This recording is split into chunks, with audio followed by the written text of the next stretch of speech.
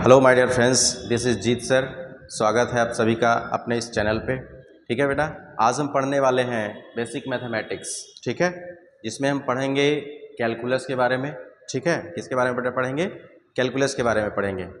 तो ये basic mathematics उन बच्चों के लिए बेनिफिट होगा जो बच्चे जेई और नीट के प्रिपरेशन करना चाहते हैं और फिजिक्स पढ़ना चाहते हैं। फिजिक्स को पढ़ने में आसान हो जाएगा। ठीक है, तो बेसिक मैथमेटिक्स में कितना हमें मैथमेटिक्स जानना है एज ए फिजिक्स स्टूडेंट, तो हम वही यहाँ पे डिस्कस करने वाले हैं। ठीक है, तो सबसे पहले हम बेसिक मैथ में कैलकुलस पढ़ेंगे।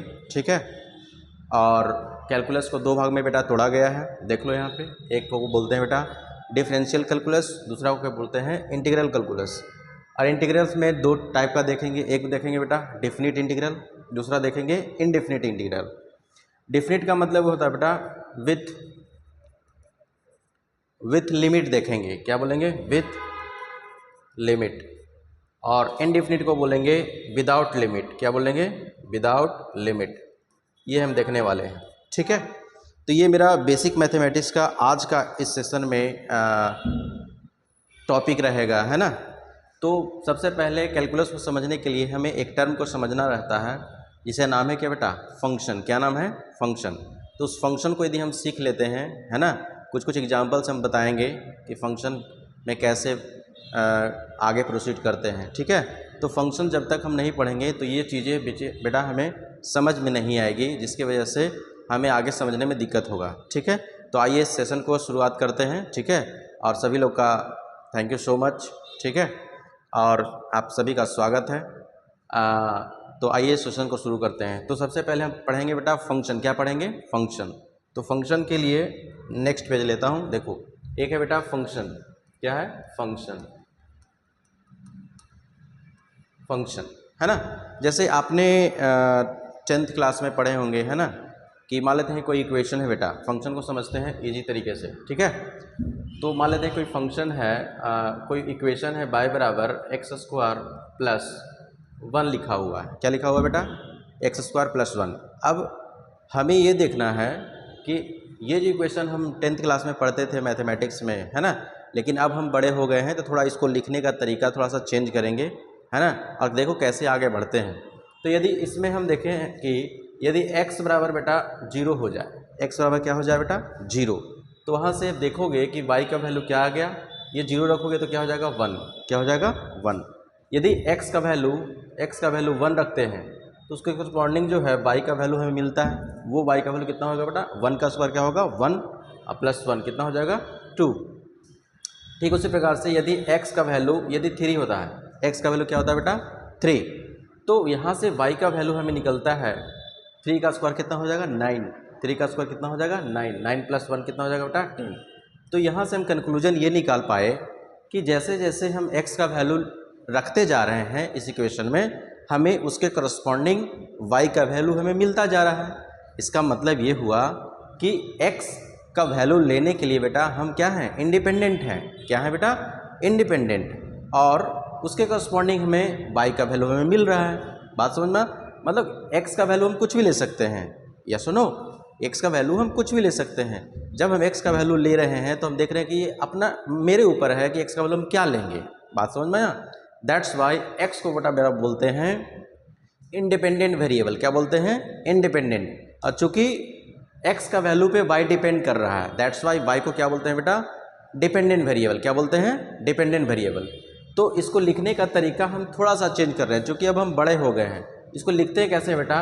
वो लिखते हैं y as a function of x।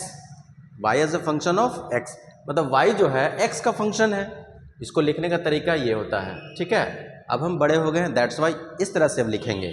बात समझ में आया? तो इसमें आप यहाँ पे देख पाएँ कि x का वैल्यू हम लेने के लिए मतलब स्वतंत्र हैं। ठीक है, इसीलिए बोलते हैं इसको, x को क्या बोलते हैं बेटा? Independent variable. क्या बोलते हैं? Independent variable. क्या बोलते हैं? Independent variable. बात समझ में आया? तो उसके करस्पॉन्डिंग हमें y का वैल्यू मिल रहा था, देखो एग्जांपल में, है कि नहीं।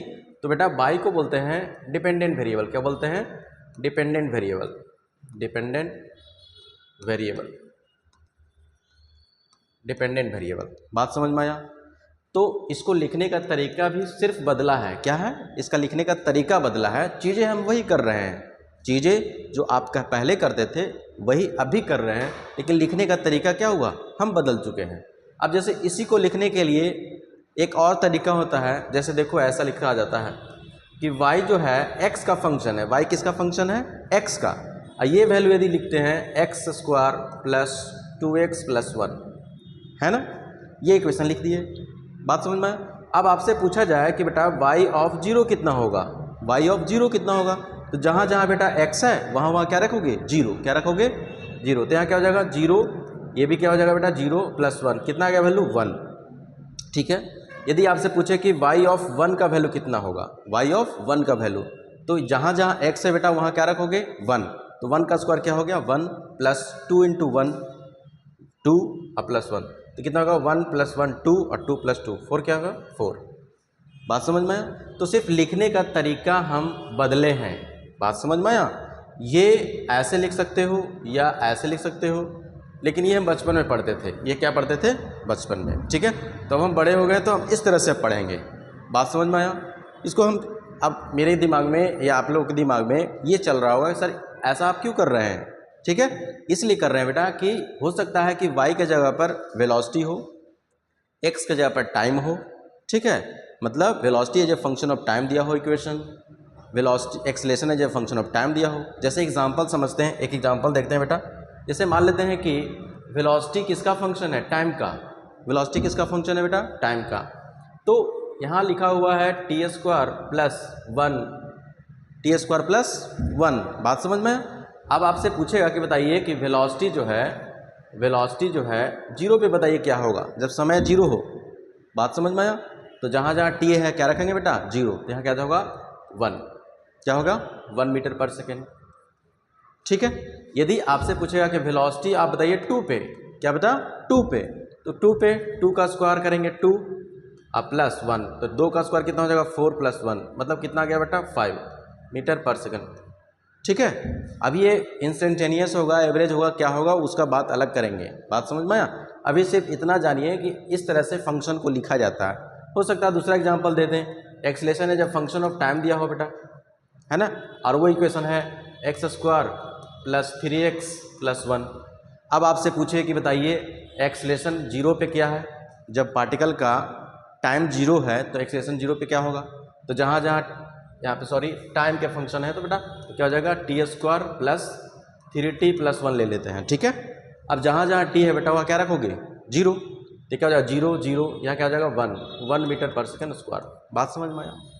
यदि आपसे पूछे कि एक्सेलरेशन बताइए 2 पे, उसके करस्पॉन्डिंग क्या होगा वैल्यू? तो जहाँ जहाँ टी है बेटा वहाँ क्या रखोगे? 2।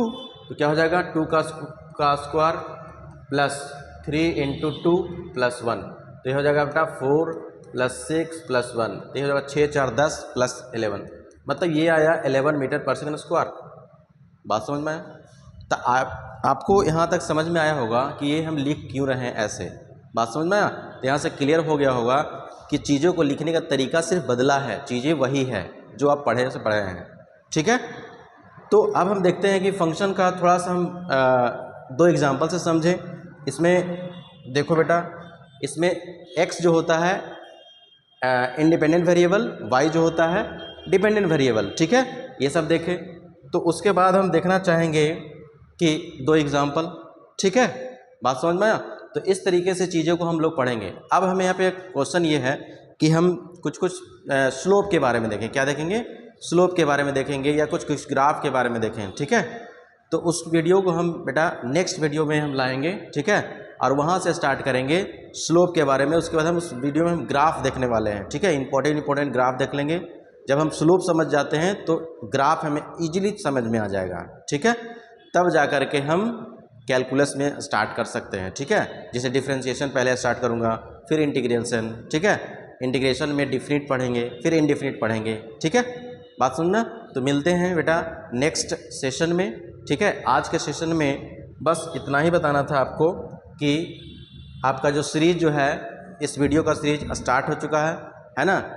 मतलब कि आपको इस चैनल के माध्यम से जुड़े रहना है और हमेशा वीडियो जो है अपलोड होता रहेगा। ठीक है, और टेक्निकल हमारा टीम जो है वो भी आपको सपोर्ट करेगा। ठीक है, तो हम आज बस इतना ओवरव्यू दिए हैं कि ये चीज़ हमें पढ़ना है, चीज़ों को कैसा मतलब एक्सप्लेन करते हैं, है ना, चीज़ों को, तो ये सब चीज़ हमें पढ़ना है। ठीक है, तो आज के सेशन में बेटा इतना ही, आज के सेशन में इतना ही है। ठीक है, नेक्स्ट सेशन में हम मिलते हैं, तब तक के लिए थैंक यू सो मच।